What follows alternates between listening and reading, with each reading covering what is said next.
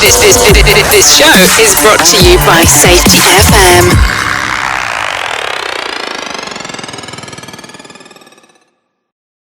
Warning, the following broadcast contains adult language, adult content, frank safety discussions, and stories that might sound unbelievable. But believe me, every one of those stories is true. We didn't start the safety war, but we are going to fight to win it. For our families, for our communities, for our workplaces, and for our lives. And we are coming from the border of liberty and prosperity on safetyfm.com. It's 8 p.m. Eastern Standard Time on Tuesday, January 10th. As I remind everybody, it is afternoon drive time in LA. So what's going on out there? I hope, OSHA finally updated its website today for the news releases and the press releases, so we'll be going through that a little bit later on. You can join us on social media, Jim Posel, JIMPOESL, at Facebook, LinkedIn, and Instagram. I plan on doing a video right on Instagram and on Facebook on Reels every day. So that's a little preview of what we're doing today. So check that out. That's going to probably drop every afternoon. Just to let you know, I am going, do have extended family with COVID, suffering from COVID this week, and they're making a recovery. But let's remember that I might not be here one or two nights because of that, and I normally take the third Monday of every month off for a meeting for an organization I belong to that's near and dear to my heart. Okay, so what are we talking about today? We had a discussion over the weekend, rather heated discussion at times, about, hold on, I'm kidding. We had that should sound better. We had a very heated discussion at times, with some of the people I deal with and everything, on specifically calling things what they're supposed to be called. Now you're going to say, well, Jim, what's the big deal, right? And everything else. I'm going to share with you a couple of stories here, actually more than a couple of stories, on what could happen, especially in the workplace where you have people having options of the kinds of PPE that they could have. So preferably under the best of circumstances, what do? You try to put people, using the Jens Rasmussen scheme of things, you try to set up your working environment. And this is where it becomes controversial. Well, you can't really do this with construction. You can't do this with environmental cleanups. You can't do this with emergency response. I say baloney. You can do it. What you need to do is set up the work area so it's clean, right? Maybe emergency response, it can't be that clean, but you can be organized, give training, and use the correct terminology here. So, for example, here we have, I'll just jump right into the examples here rather than give explanations. And I do realize that people have articulation issues where they cannot use nouns, so use pronouns. I have a couple of family members like that. People have stutterers, and guess what? That happens where they use substitute words. But outside of that,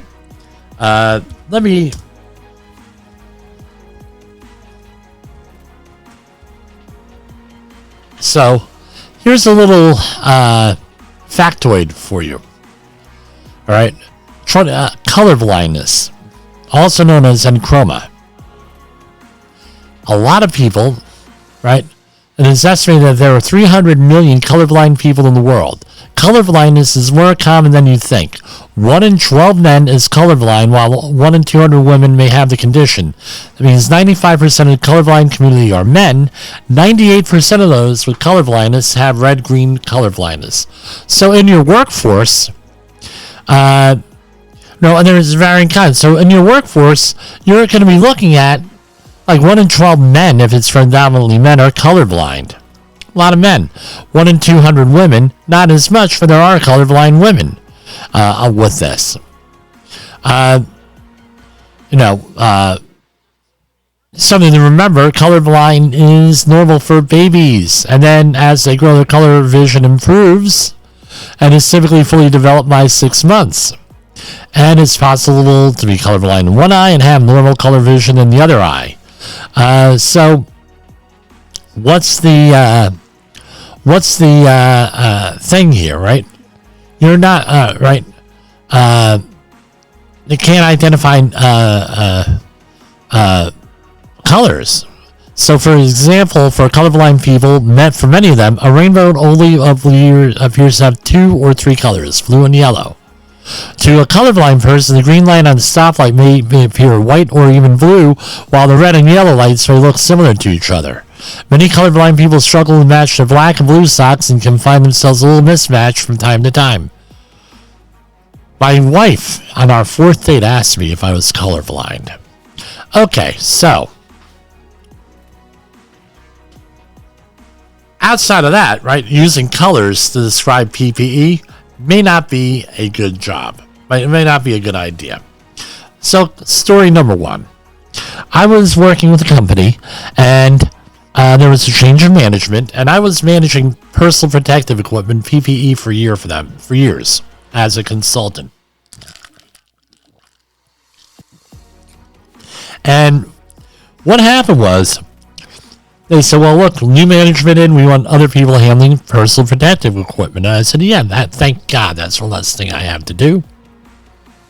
They felt that too much money was being spent. They felt that people were using too much PPE, wasting it, things of that nature. So we had work, and I'm going to use brand names here. So it's not an endorsement of those products, but we were using I'm going to use brand names here to make it easier. So I had scoped out work, a project that was in the oil industry, and it was using a certain chemical. I'm not going to mention the chemical. And it was scoped out for Tychem QC. I believe it's now called Tychem 2000. Tychem QC. And it was a yellow-colored suit. So the job hazard analysis and everything else was written up, and all the safety plans, Tychem QC. When I was in charge, Tychem QC. When there was a change of management, right, they insisted on saying yellow suit. I said, no, it's not a yellow suit. There are many different types of yellow suits. It should be called Tychem QC. And when this went on, right, when I was in charge of PPE, personal protective equipment, this went on for years. Had to go on for about 6 years. Jimmy, you're confusing everyone by calling it Tychem QC. Well, I said, how is this confusing? It says Tychem QC on it. The box says Tychem QC. The manufacturer's label says Tychem QC. Tychem QC. Yellow suit. Okay, sorry, not doing it. And this is beyond the, right, this is not like a pet peeve. This is a major safety issue. So I get removed from the job from choosing PPE. They run out of Tychem QC, and they went to another brand. And when they ordered the suits, and this person had credentials, right, had a lot of experience and hazardous materials. And he says to procurement people, get me some of those yellow suits. They said, well, Jimmy always ordered Tychem QC. So, well, is there another suit we could get that's cheaper? Right? Okay, good move. No companies want cheaper suits. And let me tell you that the procurement person, it turns out, had never attended a safety training class. So what happened, did not know any better, right? It wasn't a requirement of his job to know the different suits. He just put suits in, they told him what they needed, and he ordered. They said, yeah, they're yellow and colored, and they're telling him this. So what do you think he goes down and buys? A yellow-colored suit. Okay. We get about 2-3 weeks later, I get a phone call. Ring, ring, ring, ring, ring. Jim, you got to go to such and such a place. We are having problems. Those suits, those yellow suits. I said, oh, the Tychems QCC? Yeah, those yellow suits. They had breakthrough on them. The guys have chemical burns all over their face, where they're hooded, so like in their upper part of their forehead, right? They have some breakthrough. They also have some breakthrough on their arms. I was like, oh, crap, they're underneath the the shower, right? Yeah, you called up, that site had an emergency response. Yeah, we called them up, blah, blah, blah. I go out there, start, aiding and everything else. All the dust clears, and I said, where the bleep did you get these suits? These are not Tychem QC suits. What do you mean? We don't understand. They're yellow suits. I said, when the job hazard analysis that you signed, that this was scoped out for Tychem QC suits. You're wearing such and such a brand. Yeah, but they're the yellow suits. Okay. The procurement person, who told you to buy this branded suit? They said, well, we were told by so-and-so, the new management. I said, well, what did he ask for? He said yellow suits, and I got you yellow suits. I said, well, did it matter to you that you were ordering Tychem QC suits for at least 6 years, and before I was here, another 2 or 3 years? And now you're using this? And he said, well, what's the difference? Yellow suit's a yellow suit. This is from the procurement person. I go back to the manager. I said, how come you're using these? And this is scoped out for this. Why? Well, yellow suits. I said, first and foremost, different brand and everything else. And as a matter of fact, I looked up. We're in the petrochemical industry. I looked up in the cut sheet for the suits. And it specifically said in there, not for use in the petrochemical industry. Not resistant to the specific chemical that we're using, that we were not using, but we were being exposed to. I said, well, this is a problem, isn't it? I said, you're trying to save money with a yellow suit, but not all yellow suits are the same, and number one, and number two, you know that. I know you know that. Well, I thought we'd get by with it. And the other guy says, well, now we know why we can't wear them in the rain, because the water goes right through them. So we corrected the problem. We moved on. Thank God it was only a first aid case in that case. Second story, different company. They were using they're on two different projects. One of them was a mercury project, right, where the main hazard is mercury vapor. The other one was a hazmat cleanup, where they had a whole variety of chemicals, and they were using a combo cartridge. And we had gone the week before when we were setting up these jobs, and everybody involved in the jobs, I said, look, mercury vapor cartridges for the people going on this job, mercury vapor, that has a colorimetric indicator tube. This job, combo cartridge, right? They both have green, right? Again, this is where you get into trouble. Both of them had green stickers on them, the green labels. But the difference was, one had a green label with a black stripe on it. The other one had a green label with an orange stripe, which is a colorimetric stripe on it. And what the idea is that as you're exposed to mercury, the mercury vapor one had the color stripe, colorimetric tripe, it changes color and it gives you it's an end of service life indicator, ESL indicator. So we make the distinction, and I said, look, you cannot go by color. You have to read the cartridge. Everyone understand that? Yeah. It's written on the safety meeting form. You got to read the cartridge. This one is for Mercury Vapor. We got 2 jobs running concurrently. We're going to be switching people in between jobs. And consequently, like we mentioned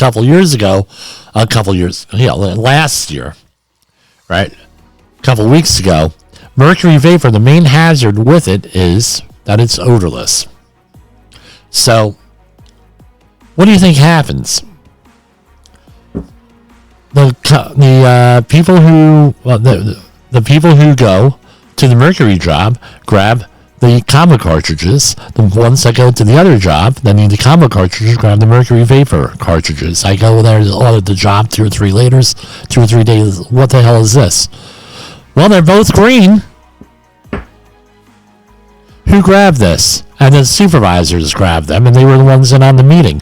I said, you just overexposed your workers to Mercury Vapor. Well, we didn't smell anything. And you also were trained that Mercury Vapor doesn't smell. And you signed a piece of paper that said this. You told me, you affirmed, you were reminded, you were told, and everything. Okay. And you other folks are told the same thing about this. You need the combo card, blah, blah, blah. So what's the solution here in these first 2 stories? Only buy the cartridges, only buy the suits that you need that you're going to be scoped out for. If there's any change to that, we would call that in a larger organization, management of change, that has to be approved, right, through procurement. And it wouldn't hurt if procurement actually got to learn how to pick out the right suits. Or at least that there was a way of picking out the right suits with that. With the cartridges, what you would do is that company, they had multiple people handing out PPE. How do you resolve that? You have 1 or 2 people handing out PPE, and number 2 is that these people have to read. I'm not blaming the employee, I'm blaming the supervisors. Supervisors were okay with this. Supervisors didn't want to take initiative. Supervisors didn't care about safety. They cared about getting the job done. And you may say, well, hey, everybody cares about safety. These supervisors did not care about safety because this cartridges were the least of their worries. And culturally, the company was not up to snuff there. And eventually, we turned the company around and everything else. Both companies around got them onto the right track. Third one. This happened many years ago in the mid-90s on a project up in Binghamton, New York. I believe it was 1997. Yep. Summer 1997. So a company did a bid on a job, and it was scoped out for air sampling, EPA methodology. All right.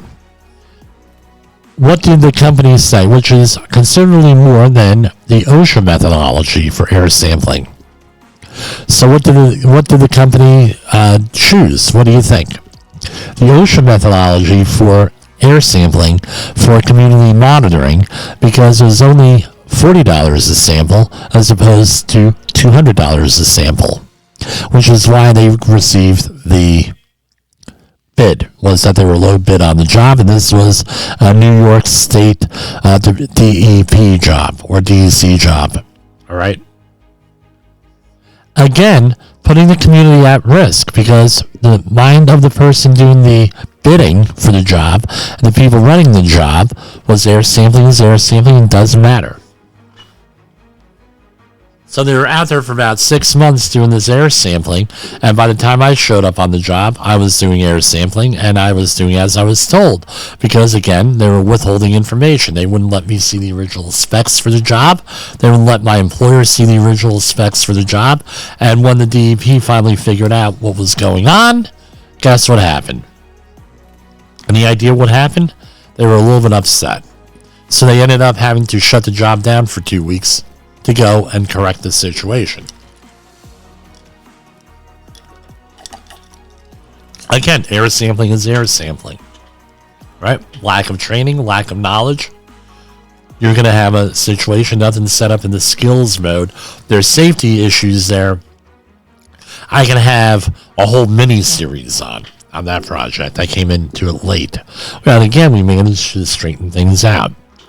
Fourth story.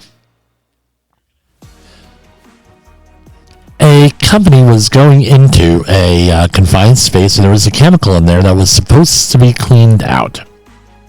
But what happened was it was not cleaned out and nobody bothered to check because what happened was they had changed the clean out procedure for a vessel. They had changed it for a cheaper way of doing it that would be quicker. And then because not the tried and true way that they had been doing for years. So during the shutdown, they were sending in a crew to go in there and do work in the vessel. This is a chemical vessel, right? Process vessel. What ended up happening was a person, there was a chemical in there that was not cleaned out thoroughly enough, and the person got it says that he was wearing a chem suit. Okay. This wasn't on my crew. Right? It was on another crew, the setup crew. He went home, and it was the kind of chemical that defats the skin. You don't realize that you got it on you. It looks like water. It feels like water at the beginning. And then what happens is, what happened to him was around 8 or 9 o'clock at night, he started to feel an irritation on his knee because he was kneeling in this chemical that he thought was water. About 1 o'clock in the morning, the irritation turned into like he wanted to rip the skin off, burning and everything else. He jumps in the shower.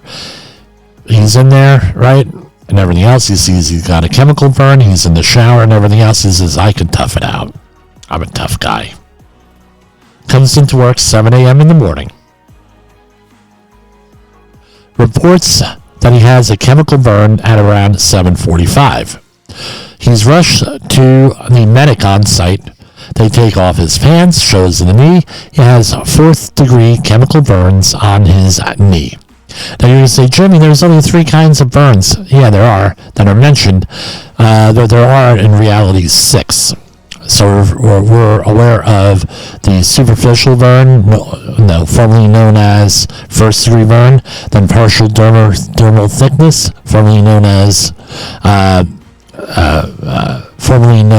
2nd degree burn. Then you have full thickness, formerly known as 3rd degree burn, then a 3rd degree burn. Then he had a 4th degree burn. That means that the chemicals started to go into the ligaments, the tendons, the muscle, the bone, and everything else underneath. Pretty serious burn. They rushed him to the hospital and everything else. So the crew I was involved with, we were going in. Again, this is not an endorsement of a particular suit or chemical protective suit or not. Just using the names as a reference, right? Easier to tell the story. We end up, so the person is wearing a suit that was improper.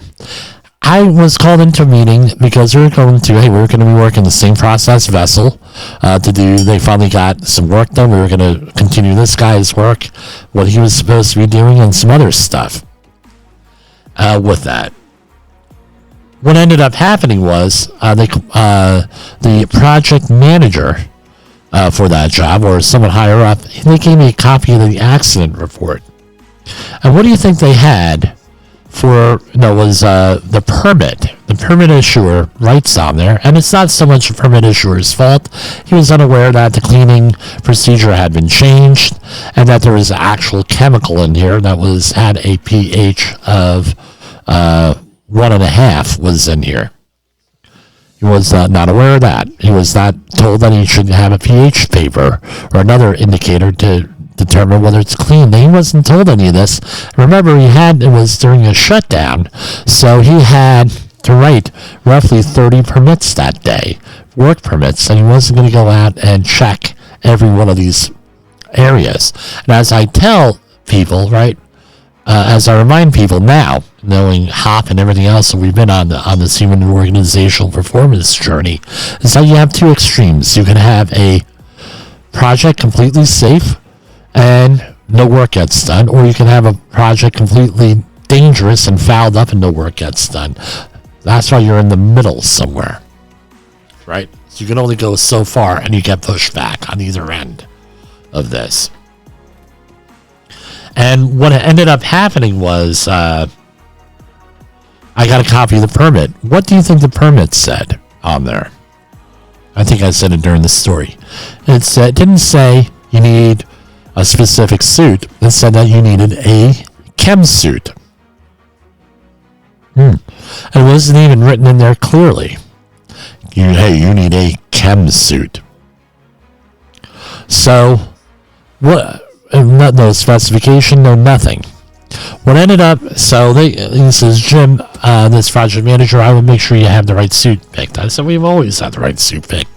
We're using a Micromax CFR suit. The guy says, oh, one of those red suits? No, a Micromax CFR suit. Oh, no, a red suit. No, Micromax CFR suit. It's rated for this, and it has other certain attributes that are good. For example, double zipper, you have a flap over the zipper, we have bonded seams, we have heavy duty things. It's a suit for what we were doing because we're going to be doing something incidental. Okay, good. I'm glad you got it all figured out. We go into the meeting, and it's like I have the tribunal, right? And it's like from that Star Trek episode with Captain Picard getting interrogated by the Cardassians. Not the Kardashians, the Cardassians. And they asked him, how many lights are there? I see 4 lights. And they said, no, there are 5 lights. But anyway, I digress.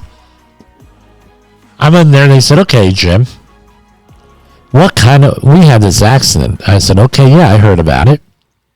Well, we need you what kind of suit are you going to use? I said, well, I went out, and this was in January. I believe it was this week.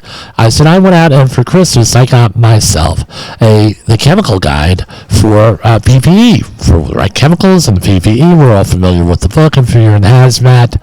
And I said, I went out, and I bought this book for Christmas, and I looked up what we needed, because I knew the job was coming up, and I chose this suit. And these are the attributes. Oh, you're using the red suit. No, I'm using a Microchem suit CFR. Oh, you're using a red suit. No. Okay, so we go into, right, I just can't win here. I said, so they said, no, you can't use that suit. I said, okay, well, what suit do you want us to use? You have to use a pickle suit. And I said, pickle suit? What's a pickle suit? I've been doing this for 25 years. What's a pickle suit? A pickle suit. No, I don't know. What exactly is a pickle suit? Well, it's green. I said, okay. I know of about 5 different kinds of green suits out there. I have never heard of a pickle suit. They said to me, I said, okay, well, we're gonna have a frank discussion here. Can we have a frank discussion? They said, certainly, we wish you would. I said, the person with the most amount of hazmat experience here at this facility out of anybody in your management or any management here is me. Number one. I have the Certified Hazardous Materials Manager credential. I have 25 years of experience with hazardous materials. You chose not to use me even after I offered to do this for free for you, help and participate in the accident investigation. They said, yeah, well, you're taking this personally. I said, I'm not taking this personally. I saw the accident report because, well, you're not supposed to get that accident report. I said, well, I got the accident report. I'm not going to say from who, but you'll probably figure it out from who. And strangely enough, one of the main root causes for this accident was not named in here. At least not in writing. I'm sure it was mentioned in the background. They said, well, what was that? I said, well, on the work permit, it said, what do you think it said? Chem suit. There are many different types of chem suits out there. There are regular Tyvek suits. You have Tychem QC suits. You have Tychem, this suit, that suit. You have all different types of chem suits, and they're only good for the chemicals that they're rated for. I said, I went through the book here, and I found out that this is rated for this. Now I go and I look through here. There is nowhere in there that says pickle suit. And one of the root causes for you folks, for this guy to have a 4th degree chemical burn that he's going to have a very lengthy recovery on, and my understanding is that he's already in the hospital getting skin grafts from his rear end to his knee. Right? And it's because you guys don't specify what suit you need. You put down chem suit. These guys are not only these guys are 1910 120 trained. By the way, that was also omitted from the proper training for this guy. This guy had no training. He had an OSHA 10-hour course, which is an awareness level training. Not even a 30-hour outreach, a 10-hour construction outreach.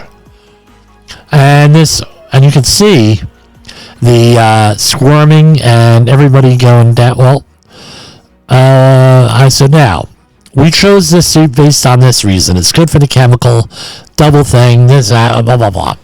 So now, enlighten me as to what a pickle suit is. Well, it's a pickle suit. That's what we call them. So do you have a pickle suit? They said, yeah, we do. Let's go get it. So they bring in, and I won't mention the brand name, but it was a PVC rain suit, one-piece over coveralls. I said, and I looked on there and I said, now we have a name for us to look up in the catalog.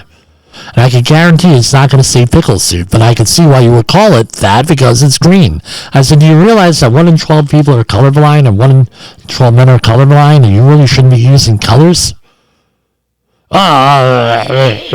Okay. I said, look, I'm not busting chops here. I just don't want anybody to get hurt again. I said, it's going to take a minimum of 2 to 3 weeks to get this suit because this is a special order suit, this one that you want. Every supplier that I'm looking here and seeing here with this, 2 to 3 weeks. Can you get another supplier? What they ended up doing was they were able to procure a supply of these suits on very short notice because the job had to happen within 48 hours. And they paid through the nose for these pickle suits and everything.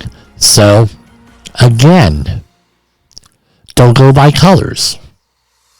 Now, how do we manage this, right, with this? I would say, no, you're going to say, well, Jim, you're blaming the worker. I'm not blaming the worker. Supervisors who are making out the permits and their supervisors have to allocate enough resources and everything for the work that you're doing. You have to allocate the resources. You have to allocate the training.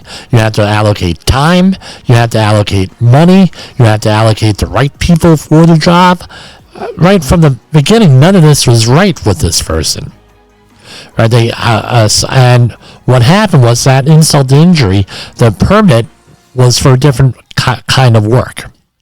So somehow, usually when there's a major accident, major injury, something is going on where there's not a permit, there's not a plan, it's outside of the scope of work, something like that, right? Because usually if people can plan out their work, they're going to be more successful in all ways.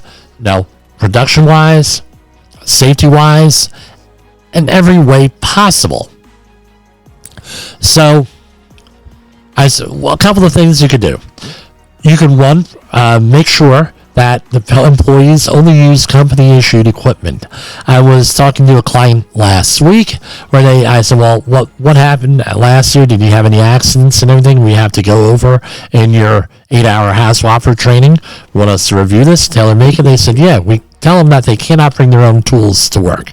They have to use our tools because somebody used a machete that they brought from home and they ended up with 5 stitches.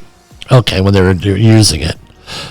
All right, they didn't have. I said, okay, that's something we could cover. And the other thing is this: when you're dealing with PPE, especially with hazmats, limit the choices of PPE and try to only have 1 or 2 people who know what's going on, who you can rely on. And I know that's against having a lot of capacity into a system, but you try to have 1 or 2 people or 3 people who are in charge of this stuff, and having the supervisors and the auditors know what the correct suits are, what the correct gloves are, what the correct equipment is for the job, right? And this is how you have experienced people running the jobs, right? And that's how you handle that. The same thing with gloves. You don't have 20 different types of gloves. You're going to confuse people. You have 2 or 3 types of gloves. Now you're limiting their choice, and you're, more importantly, maximizing their chance of success. You're setting them into the skills mode where they are less likely of making a mistake. The Jens Rasmussen skills, rules, and lack of knowledge mode. You have to end up try to put them into the skills mode.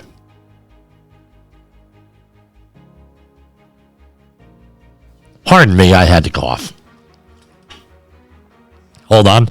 Let's go to commercial right now so I could get something to drink. I'll be right back.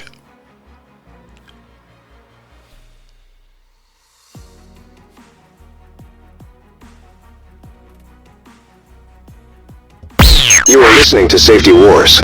Tomorrow's Safety Today. Safety Wars is streaming now. SafetyFM.com. In the professional safety community, communication and planning are just a few keys to your program's success. The question many practitioners have is, where do I start? Dr. Jay Allen, the creator of the Safety FM platform and host of the Rated R Safety Show, has built a global foundation to help you along the way. Go to safetyfm.com and listen to some of the industry's best and most involved professionals, including Blaine Hoffman with the Safety Pro, Sam Goodman with the Hop Nerd, Sheldon Primus with the Safety Consultant, Jim Pozell with Safety Wars, Emily Elrod with Unapologetically Bold, and many others.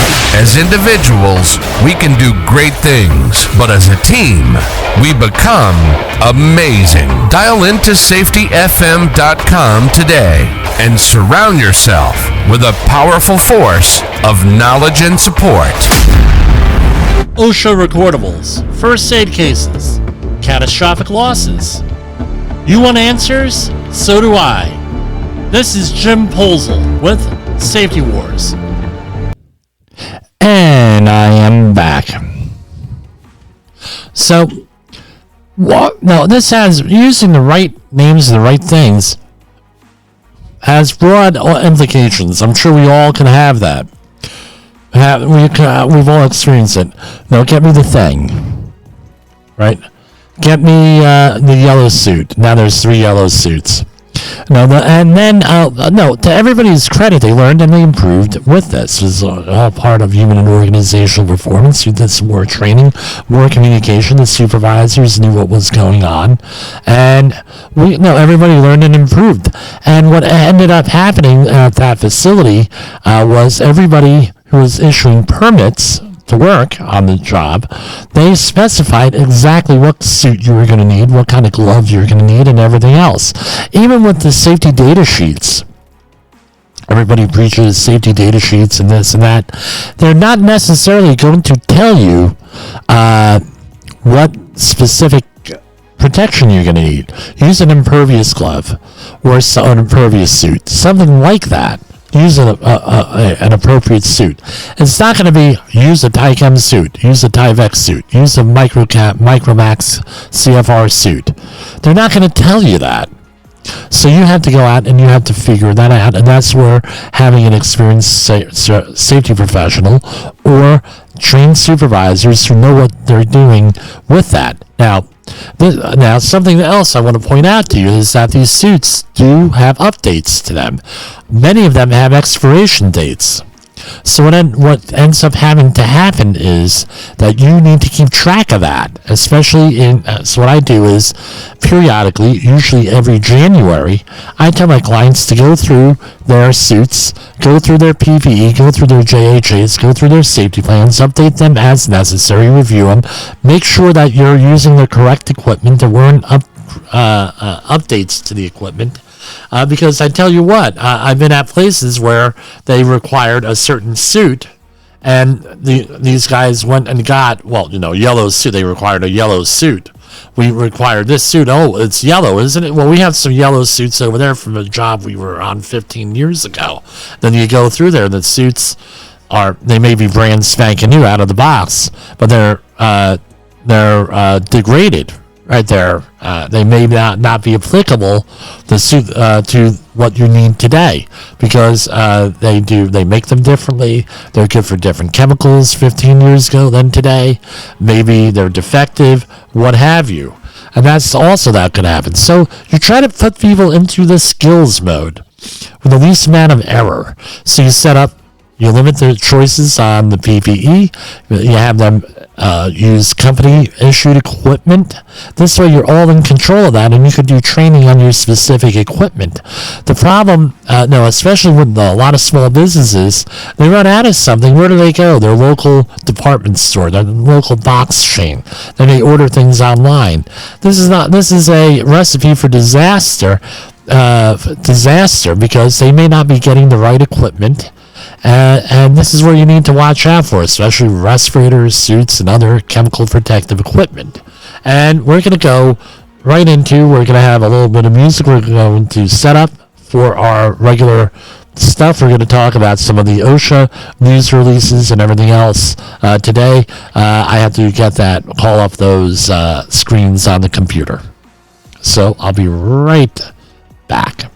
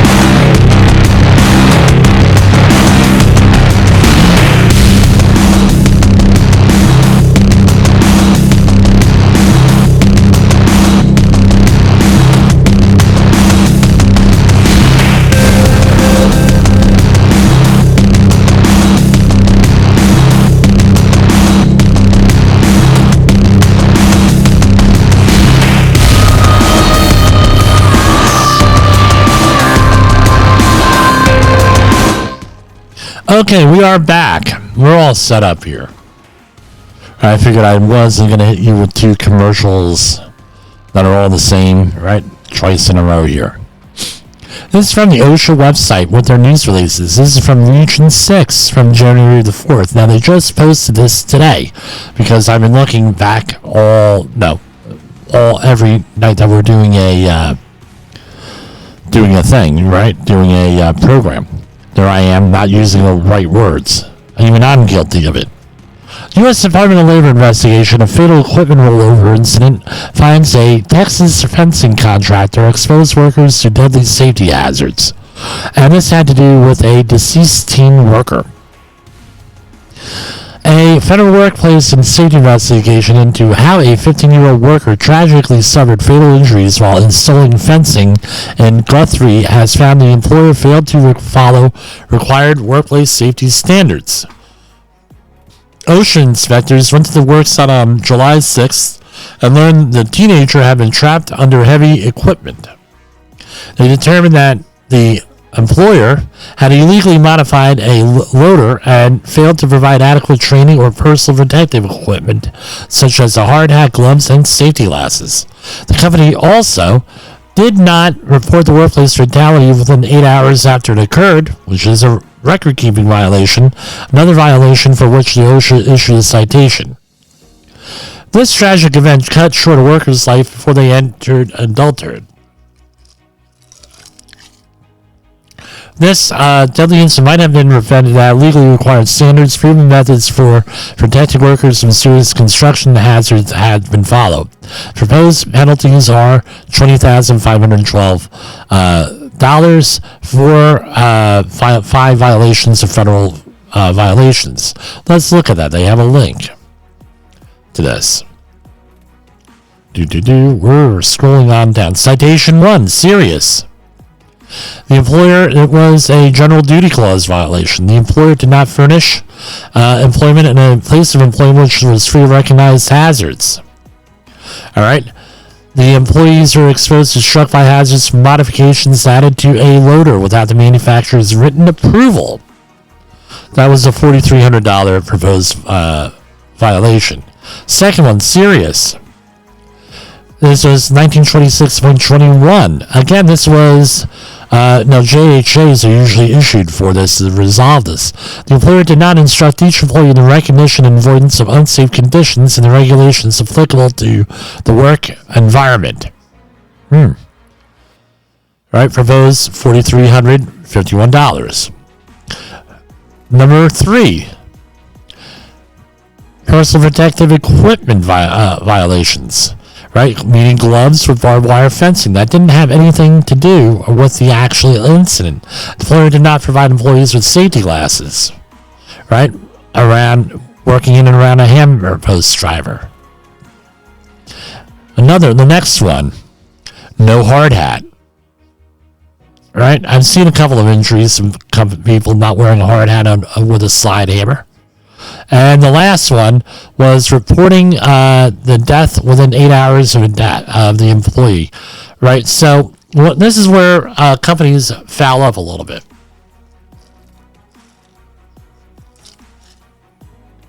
What happens is they feel that OSHA already knows about this stuff because there was an ambulance called. That's not the way it works. OSHA, I've heard stories about OSHA monitoring police scanners back in the day. Now there's an app for that.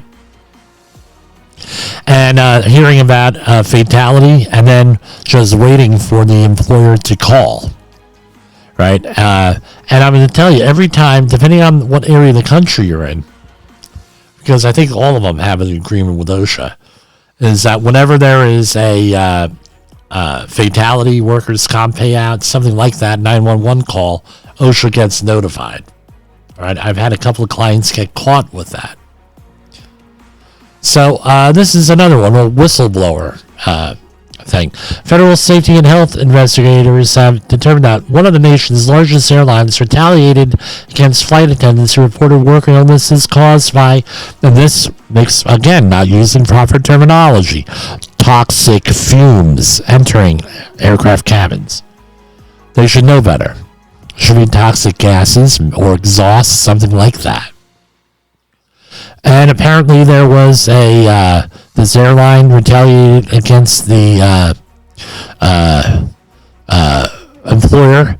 They filed complaints for the company and FAA.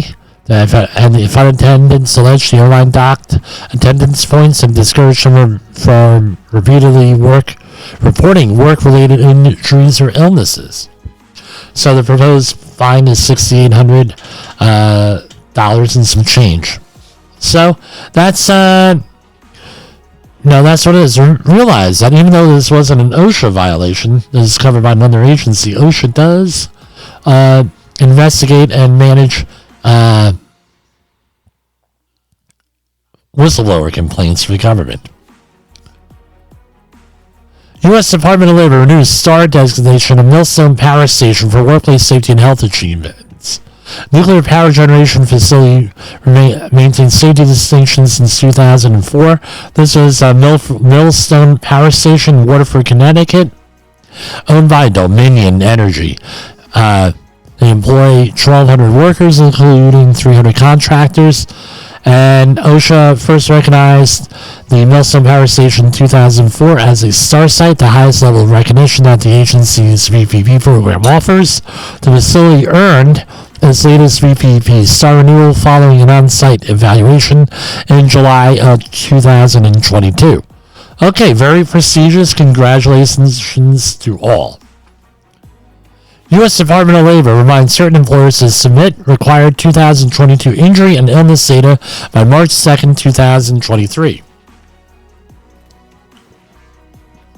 OSHA is reminding employers that the agency is collecting calendar year 2022 Form 300A data. Employers must submit the form electronically by March 2nd. You should go and check the OSHA website, the ITA coverage application, to determine if they are required to report their injury and illness information to OSHA. So, look into it. We'll probably do a program on that, closer to that. U.S. Department of Labor again finds a barley supplier exposing workers to workplace safety hazards at a Wisconsin malt house. A Wisconsin company that supplies malt barley to major craft breweries, home breweries, and other spirit and food production in the Midwest has again been cited by OSHA. The USDOL's OSHA has raised $174,000 in proposed penalties. Wow. So what do we got them here for? Let's see. They expose workers to amputation and other injuries by failing to adequately implement and periodically test procedures for controlling hazardous energy before servicing and maintenance. In 2019, OSHA cited the company for similar violations, so they got them on repeat. The company also failed to implement a permit-required confined space program and train workers on the confined space entry hazards. By the way, if you want to find out how, give us a call, 845-269-5772. Inspectors also found the company's safety failures exposed workers to fall hazards from the roof and entanglement and amputation hazards created by unguarded augers. Dangers like those, quote, this is from Robert Bonach in Appleton. Dangers like those we identified in this inspection are common in the manufacturing industry. This company, again, put workers who convert barley into malt at risk of serious machine hazards and other hazards. So, it's an older company, too. I'm actually surprised.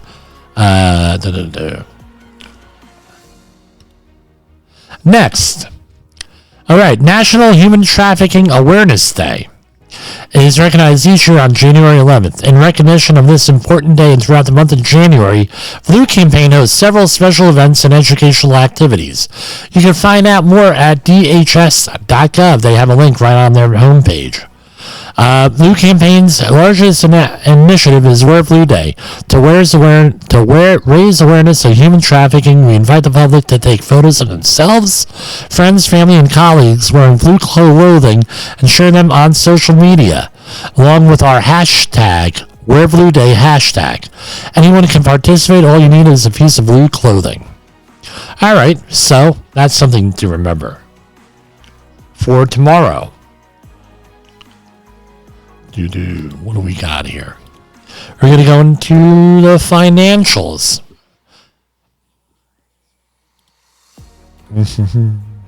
And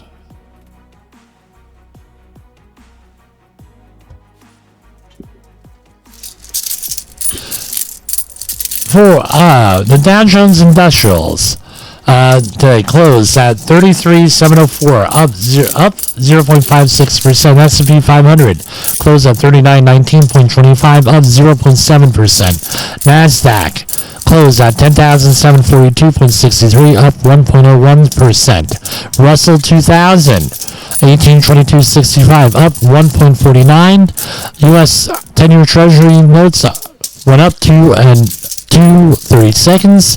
The close at 3.596%. Bitcoin continues its march upward at 17,470.04. Crude oil is at 74.68. Realize that those last two are in real time. The commodities are all in real time. So when you're listening to this, it may be different, even though we like to get out ahead of everybody, for the Monday for the Wednesday morning stories. Gold is at 1887.50, silver 23.88, platinum at 1096.90, palladium at 1813. That fell slightly. So all the commodities are up except palladium, that fell slightly.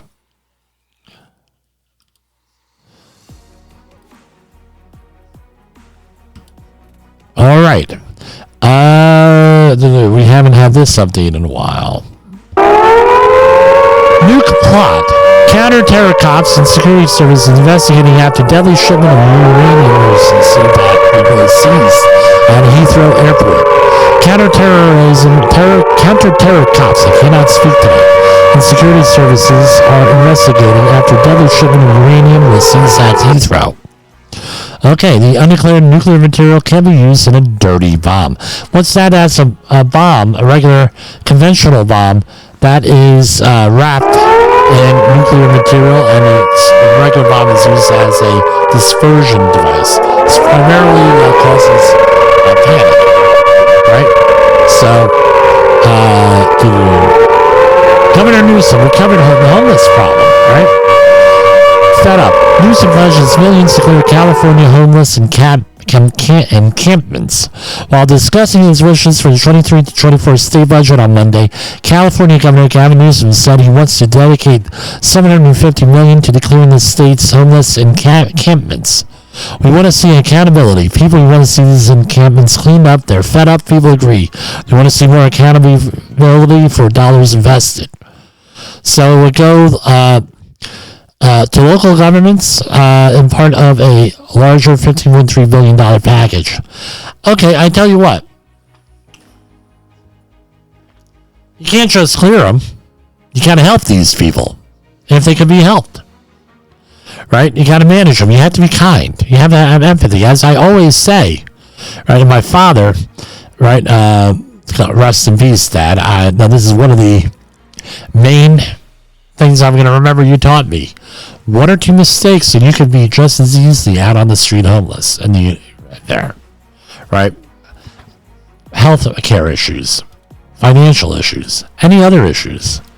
And it's important to remain empathetic. And that's what I want to leave you with tonight. Be empathetic.